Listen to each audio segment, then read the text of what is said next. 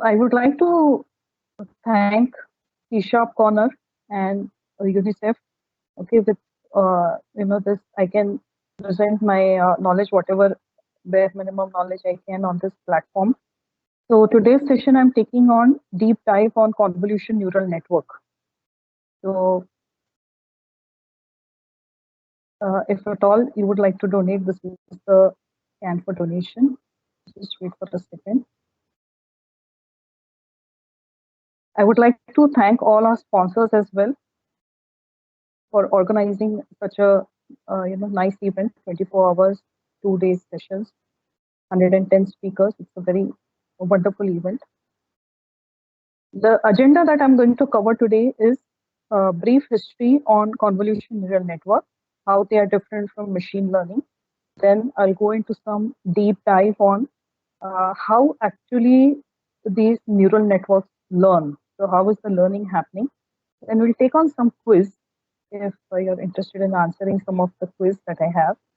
Then I'll cover some of the use cases of convolution neural networks, and then if there are any there are any questions, I would like to answer them. So a brief history on convolution neural networks and basically artificial intelligence. So this deep learning or artificial intelligence, this field is actually more than 60 years old, but it has come in the limelight very recently. So we all know that with the advent of good CPUs, GPUs, and now with Google's tensor processing unit, so the processing power has gone up manyfold. And that's why this almost forgotten field, which actually was a field which had started when not later than, when the first computer had started. So actually the computer was supposed to be a machine which would replace human beings right from the beginning. But it became more of a calculator and more of probably other stuff than replacing human beings. So now with artificial intelligence, so what let's understand what is intelligence and how we as human beings we gain intelligence. So we have our five senses: vision, hearing, smell, taste, and touch. With these five senses, we get our we get input from the environment. And after we get the input, it gets immediately processed by our brain. Okay? So, and then intelligence is formed. This intelligence may be formed in certain form of an action or certain memory. Okay, so it's not likely that we always would be performing an action once we get inputs from any of our senses. It is possible that we are doing some processing in our brain and we are keeping it for later processing. For it's in our memory, and sometimes we remember it quite late down the line, or even few years down the line. So, like the human body is working, same way this this field of artificial intelligence want to take this kind of inputs and give us the output as if a human being, a human brain has processed the input. That is the goal. So, uh, convolution neural network works basically on this vision part. So there's a lot of the on the hearing, it is the natural language processing, which also there is for speech as well as for language. So not only spoken, but also uh, the device should understand what a person is speaking. Right? So the hearing part as well. So for the hearing, we have examples of Alexa, Cortana, and so many other devices that are coming nowadays in the market. For the smell and taste, these two areas are the areas where a lot of research is going on, but I have not seen any application which is there in the field as such. And for the touch also, a lot of research is going on. There are some element of touch I can say is there in the robotic applications which are there, but still the smell, taste, and touch are the fields which are widely worked upon. And this, in the past year, there is a algorithm called BERT, an architecture called BERT, using which NLP has gained a lot of a lot of ground, and the vision is very well established. So this vision part is what is the convolution neural network. So like in a brain, we have the left brain and the right brain, and the left brain basically does a lot of logical work, and the right brain is for the creativity. Similarly, in the machine now, like there would be CPUs, which would be covering the logic, and this creativity part where the imagination, the emotional intelligence, the expression, okay, all the EQ that we call, right, our intelligent, our what we call it as this quotient, not intelligent, emotional quotient. That part will be taken care by the. So basically, we want a machine which is a wholesome machine which will take care of the logic as well as the creative part of our brain. So there are a lot of vision applications, okay, related to this field, which are done by this convolution neural network architecture, which is what I'm going to cover in detail today.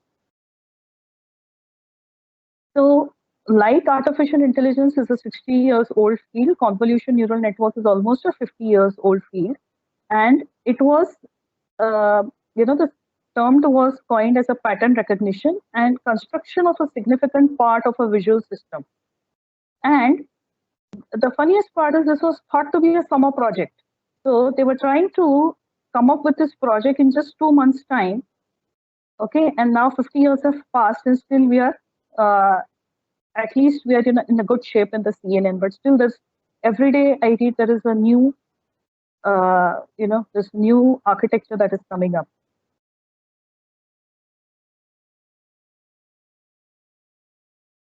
So, like this simple perceptron, CNN also have their origin in the biological research.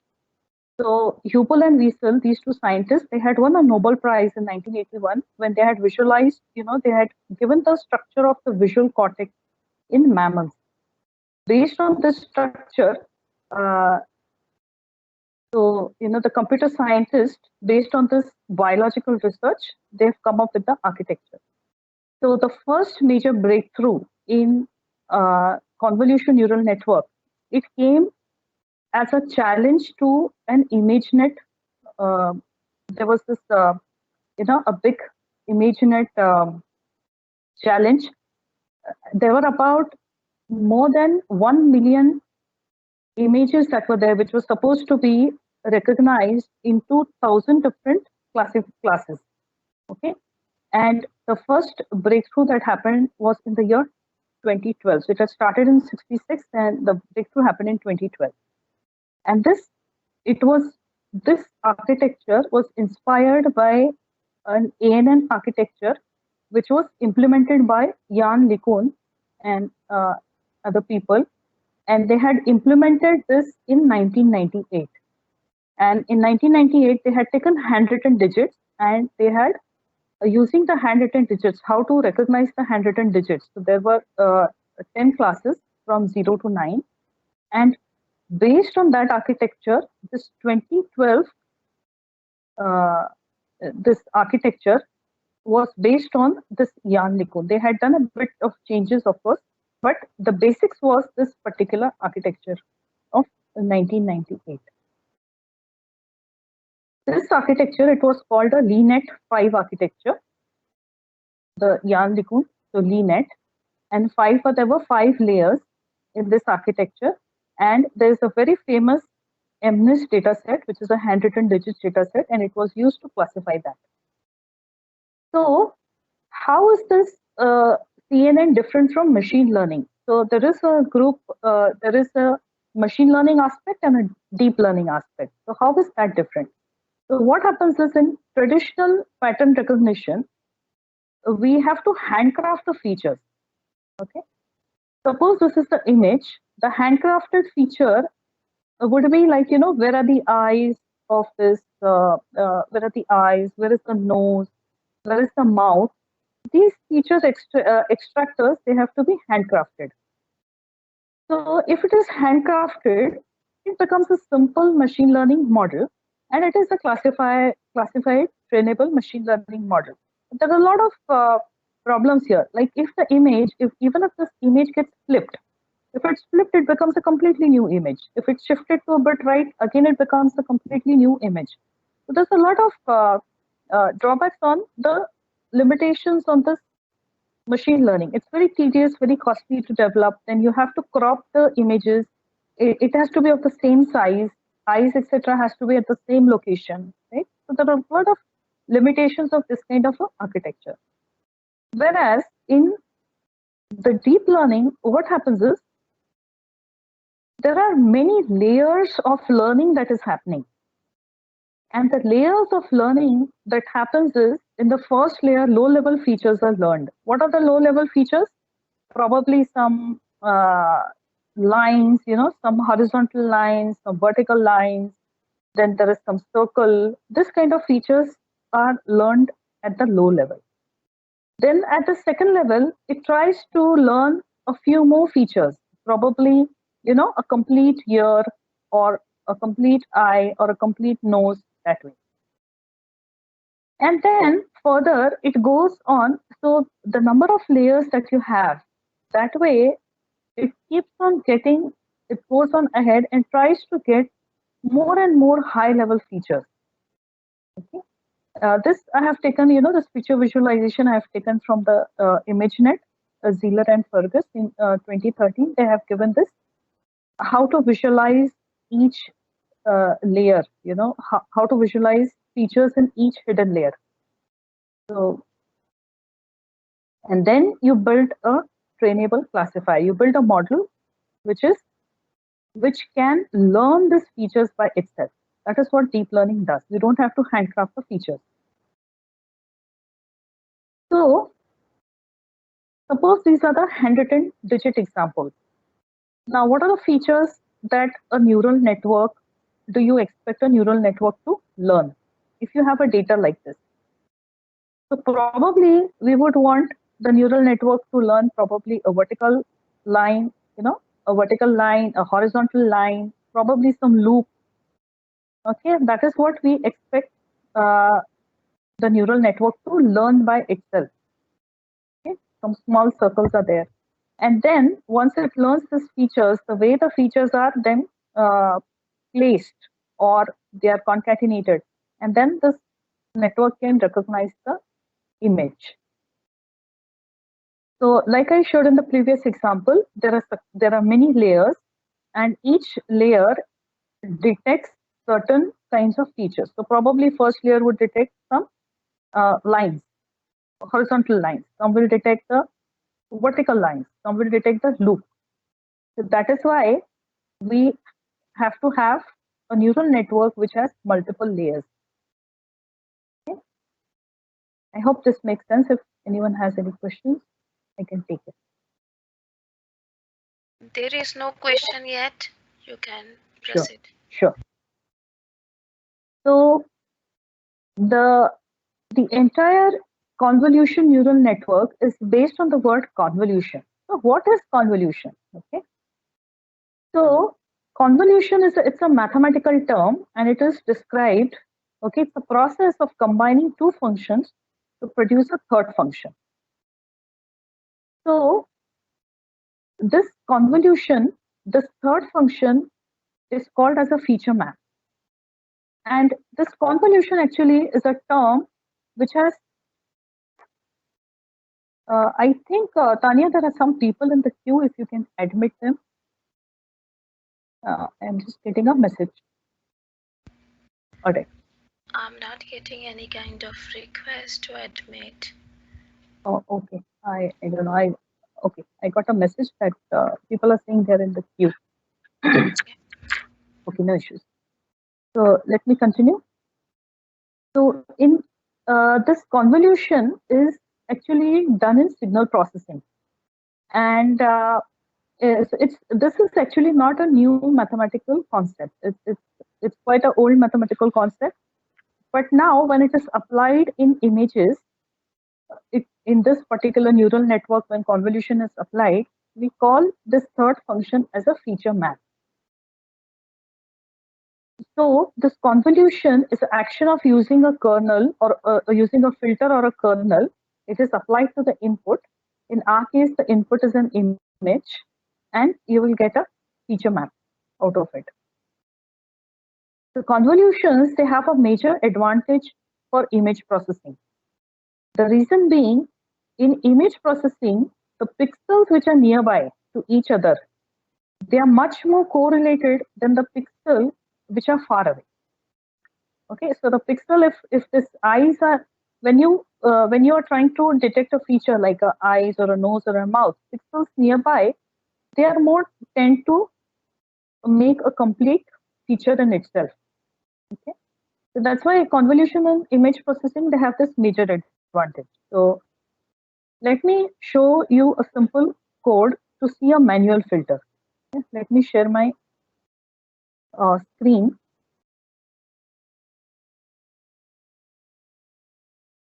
With a code. I hope this code is visible. Yeah, it is. Yeah. So what I've done here is I'll not go line by line in this session on the code, but I'll give you a crux of it. What I've done is I've loaded this image called 7.jpg. And this 7.jpg is a very small image, a 25 by 25 pixel image, which we are showing here in the Jupyter notebook. Okay.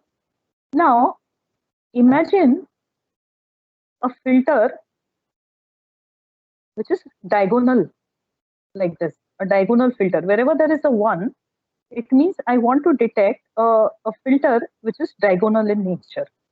And here, there is diagonals here. Okay, so what we do is this is a 3 by 3 filter. This filter is applied to an image pixel by pixel. Okay, so just let me quickly apply this filter. And here I'm just converting the image into an array. So you have a 25 by 25. What we do is we apply a dot product on this image. There is this function called tensor dot, which is in the NumPy library. You can import this function. And what you can do is you can go from the left to the right and from top to the bottom. So from left to the right like this, and then from top to the bottom. You make a for loop and do this uh, dot product operation on the image using the filter. When you do that, and when you run this piece of code, you will get an area like this, an image like this. So the image here is wherever there is bright light is the area where it is matching perfectly, and wherever there is a gray, it's not matching that much. Okay, so if you see this particular filter has not detected too much of the area. Let me change this filter to a vertical filter. A horizontal filter. Okay. Now, when I say 1 here, it means this is a horizontal edge. So when I have a filter like this, and we do this product, now see the difference. Now it has mapped this entire horizontal edge and it has become bright light. Okay. So this is a convolution operation where you are mapping your filters to the images. So the filter here is a horizontal filter. Let me map a vertical filter.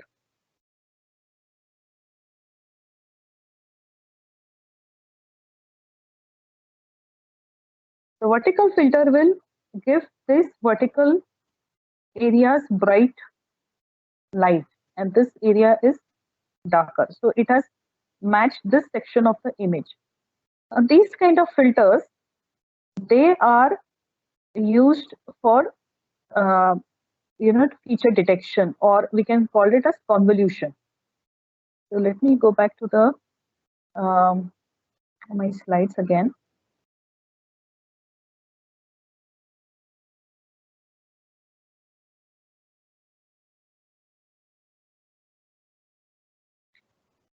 So what is a convolution layer? Okay. So CNN, it has a neural network with a convolution layer, and Of course, other layers are there, but convolution layers is the main layer there. And it has a number of filters. Now, the example I showed you, in that example, we have chosen the filter, but in the deep learning, the filters are chosen automatically. That's the wonder of artificial intelligence and the deep learning is the filters are chosen automatically. We don't have to say that, go ahead and choose a vertical filter or go ahead and choose a horizontal filter or choose a edge detection filter. It does it by itself by looking at the images that we pass to the network. So convolution layer works as a feature detector. These are the inputs that goes to the layer. There will be multiple filters and the features are detected. So normally, whenever you talk about CNN, you will see a diagram like this. The diagram would be, there is an input image. This input is in an image format. Then there's a convolution which is applied and you will get a feature map layer. Then you would do a subsampling on this feature map and you would get a subsampling layer. After the subsampling, again you will apply the convolution. Again you will apply the subsampling. And this subsampling and convolution, the combination of these two layers, you will get a new images. And whenever you do a combination of convolution and max pooling, the subsampling is nothing but max pooling. So when you do a convolution operation and a max pool operation, at that point in time, you get a new images here. And this is done to gather as many features as we want in the images. And once you're satisfied with the convolution and the max pooling, then at the last but one layer, what you will do is you will flatten out all your feature maps. And once you flatten out, and then you will proceed ahead with the dense neural network architecture. So it is your normal ANN or the dense layers that would come later on. So let's see some example on how actually this on the image, how is this convolution happening? So let me give you with some example. Let me just quickly go to this example. Let's suppose now that this is a 6x6 image.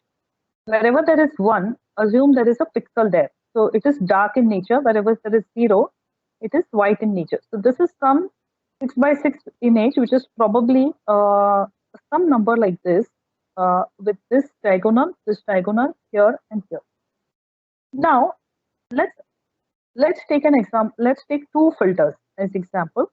In the first filter, this is to be detected, and wherever there is a -1, that would automatically be like we are not taking these part into account. We just want this filter.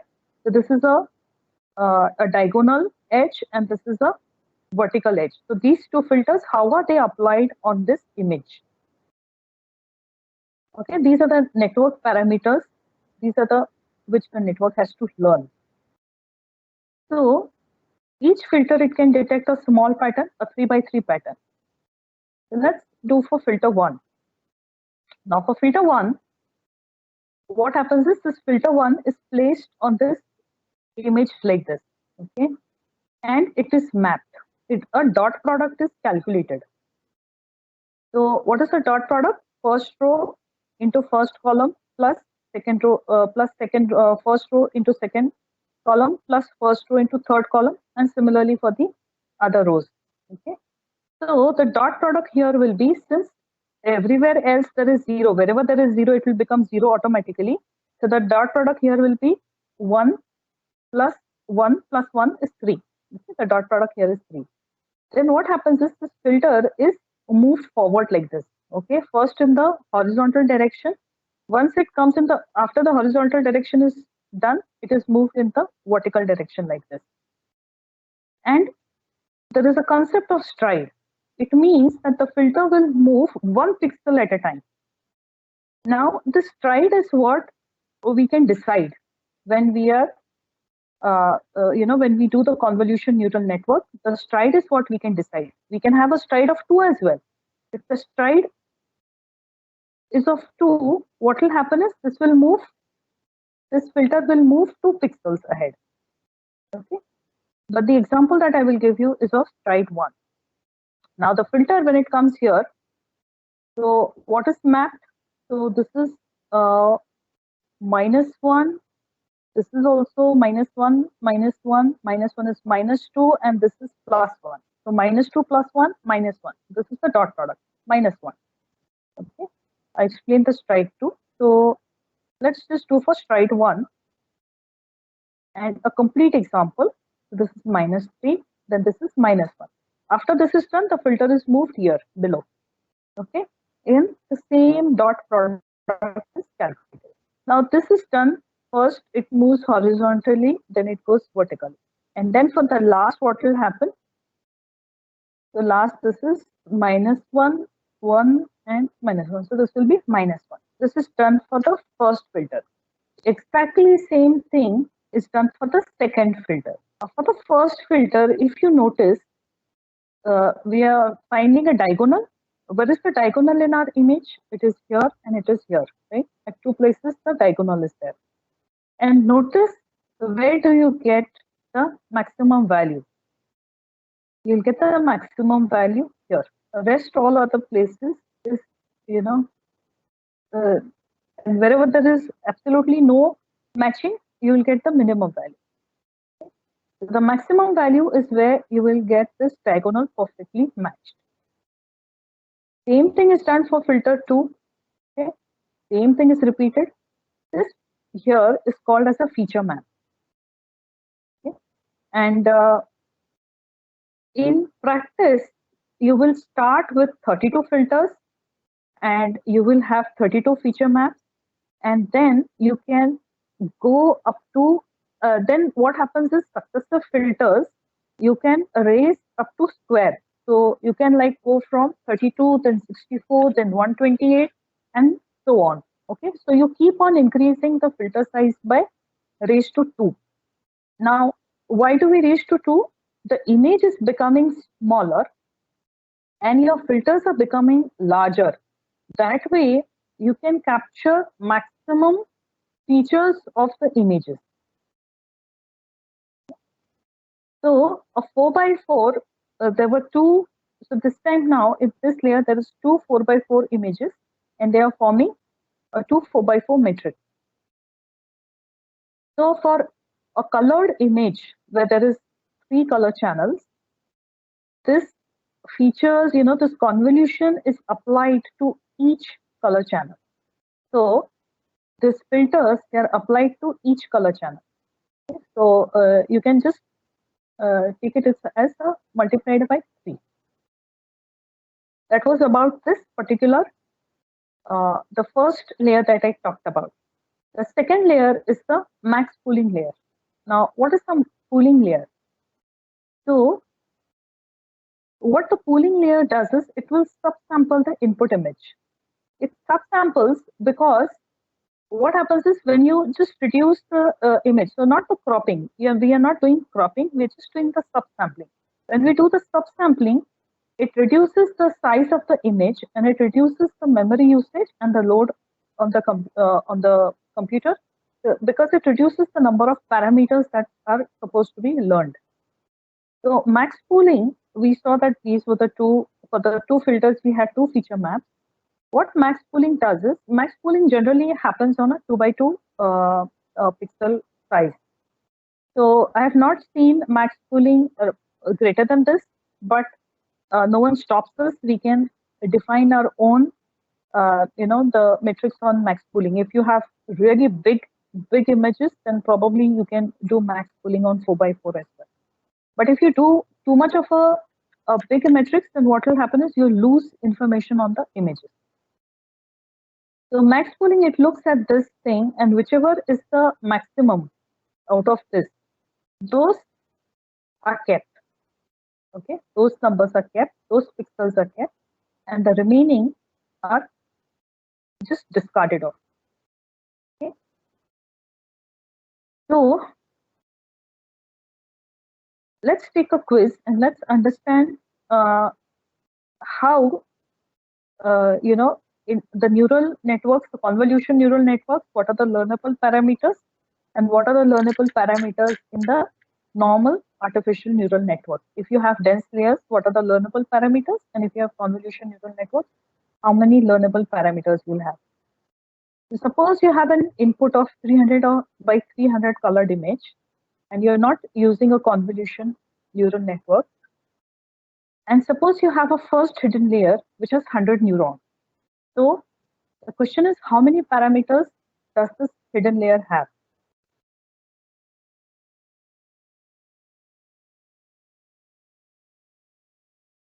So it will have 300 into 300, okay, 300 by 300, multiplied by the 3 color channels. And there will be 100 biased neurons.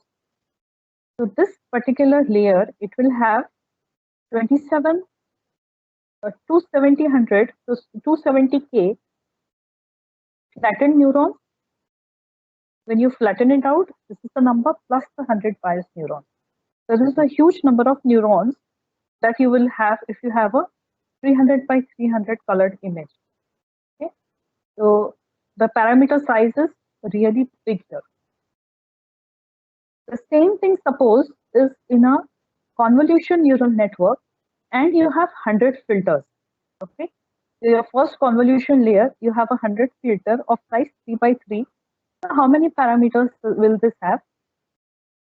So you have a 3 by 3 filters. Okay, so the parameters will be, for each filter, it's a 3 by 3 multiplied by the 3 color channels. You'll have 27 parameters. And how many such filters are there? You have 100 such filters. So if you add a bias term here, it will be for each filter there will be 28 parameters that are to be learned. Multiply by that 100 filters, so you have 2,800 parameters. At the first level itself, you will see there is a drastic reduction in the number of parameters that a convolution neural network has to learn.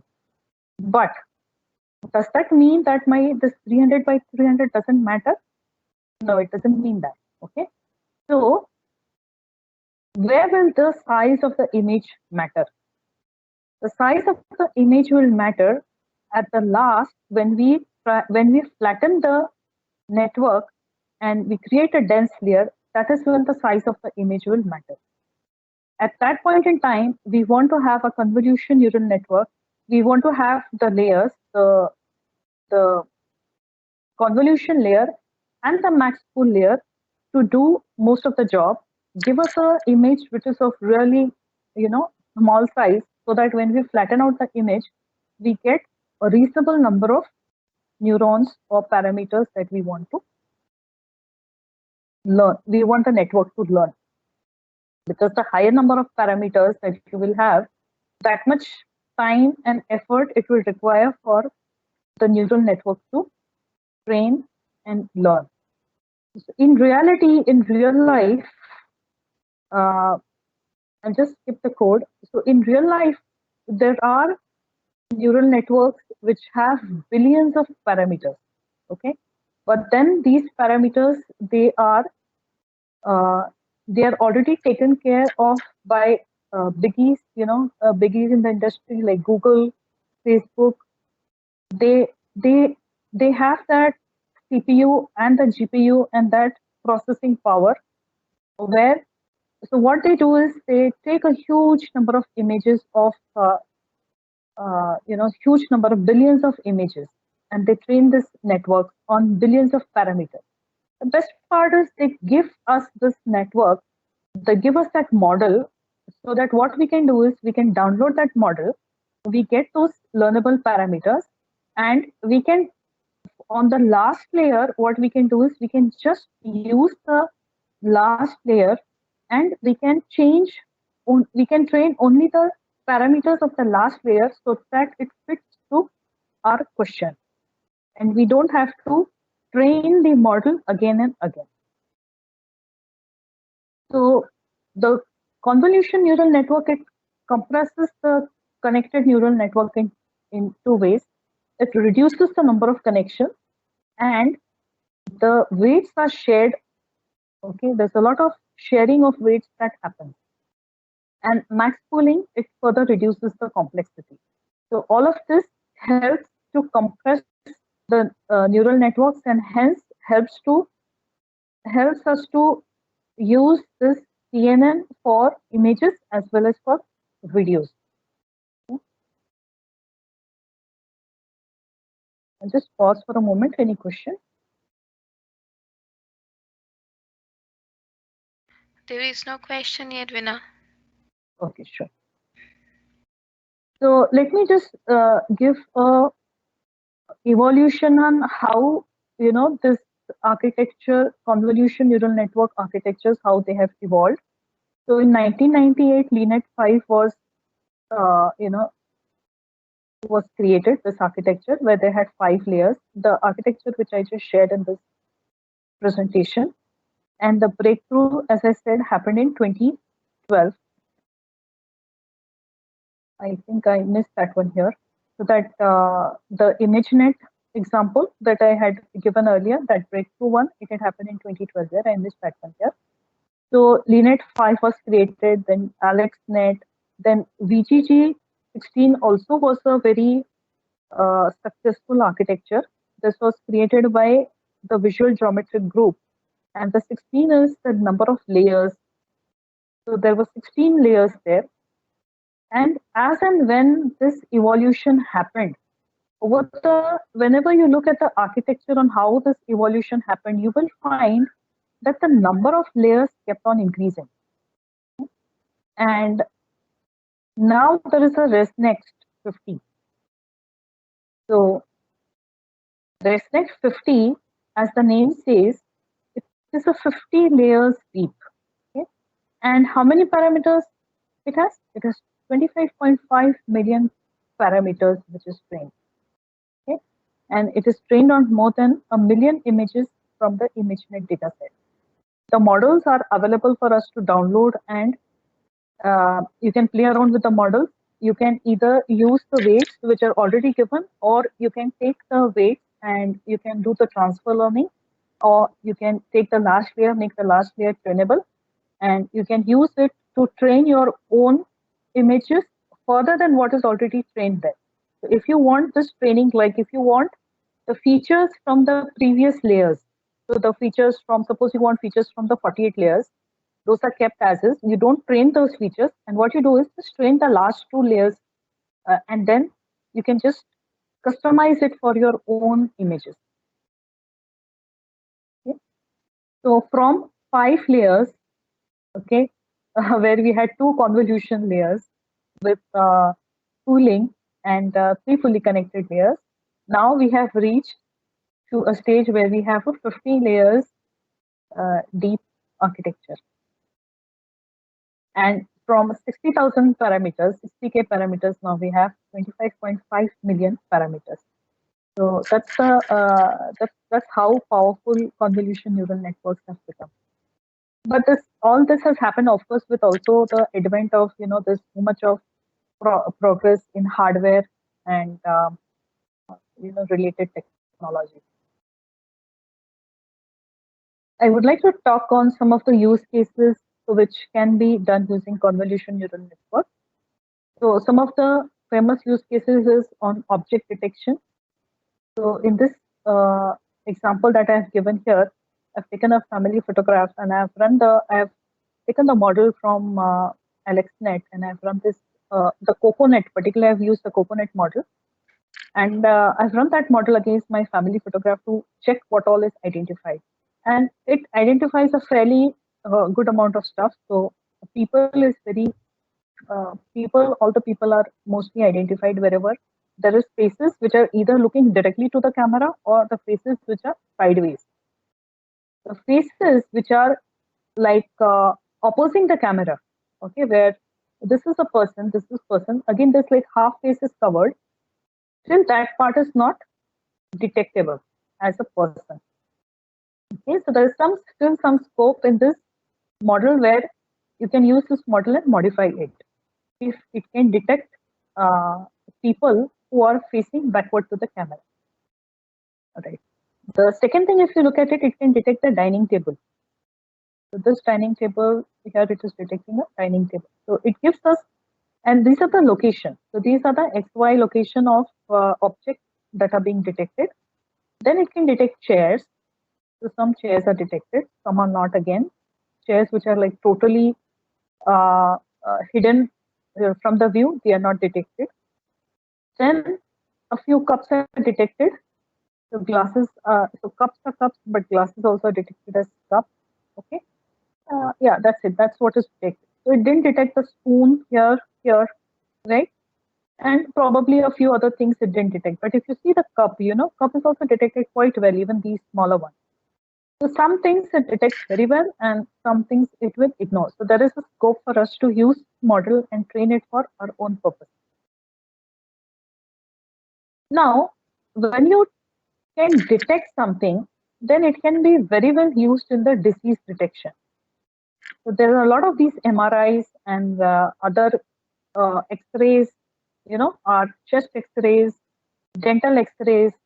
There are so many MRIs, and you can use it for disease detection. So we all know, like, when we go to any specialist, the number of minutes that we get with a specialist is bare minimum. Maybe you're just 5 minutes in the specialist chamber, and you're not satisfied with those 5 minutes, right?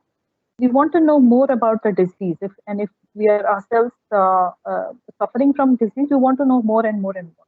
So what you can do is you can build an app which can look at these MRIs, X-rays, and can probably satisfy your customer to at least make him knowledgeable enough so that when he goes to the doctor, he can ask the relevant questions.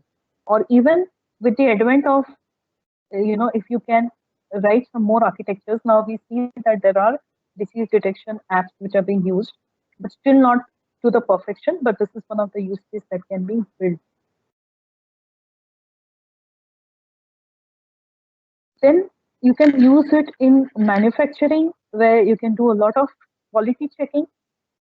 As we all know, quality checking person cannot, like, if it's a 12-hour shift in manufacturing, it's a lowly paid job.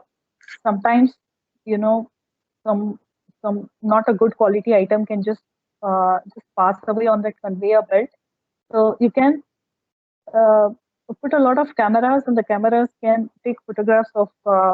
So when an item is passing over a conveyor belt, you can have from the top, you can this robot, it can just detect what is going on, take a snapshot, compare it against a good product, and the conveyor belt may pass in where the object will go into a good file and a rejected file. So that way you can rotate, you can pass the object that way on the uh, on that conveyor belt. Then you can use it for security and compliance. So you can have a database of, so suppose you're doing it at your society level. So you can have a database of all those people who are there in the society. And later on, if someone is not there in the society, has come at the gate, okay, your your app can just flag an alert that a new member has come at the gate. Then it is already built in a lot of finance, banking, and insurance uh, sector. So you might have done this digital insurance where they ask us to send us photographs of our vehicle from various angles, and then they give us a quote for the insurance. That's a digital insurance. Similarly, for finance and banking, you can think of a lot of different applications. Probably this is already there where you process a check, the handwritten or handwriting on the check is automatically processed. But even check nowadays has become very less. So you'll have to come up with some innovative thinking, in this area, because this area is almost online nowadays. In the retail, one application which is already, I think this is in Netherlands, where it is already in the arena there, already out, is when you're doing a checkout. Okay, so there is a barcode uh, in the trolley, and you put the items in the trolley. Uh, automatically the billing is done. And once you are moving out of this pay area, this so there's no person here. At the checkout, it's a personless checkout. So when the trolley it comes out of this counter, okay, that much amount is deducted from your credit card or your debit card, whatever you have registered there. Then some other use cases that you in future I think will come is action recognition.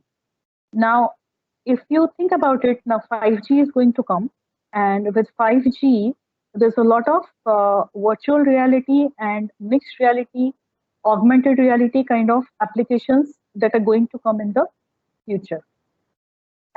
In those applications, what is required is it is required to understand what is the action which is done by the user. So action recognition, like my hand gesture, am I doing like this, or am I doing one or two or three, So a hand gesture or some other gestures, some other actions that we want, like my face action, some or a no action or a yes action, So action recognition will also become one of the main use cases in near future. There you can use this computer vision and the convolution neural network. You can use it in animation, you can use it in gaming, you can use it in image captioning. So some images are given, what is the person doing? Okay, automatically you can give so it's a combination of CNN and NLP where you can use these kind of use cases. Okay. Yeah, so that was my talk. So I'm available at aileapsolutions.com. You can contact me there. And I would request you to give a feedback. Just keep a moment here. If there are any questions, I can pick it up.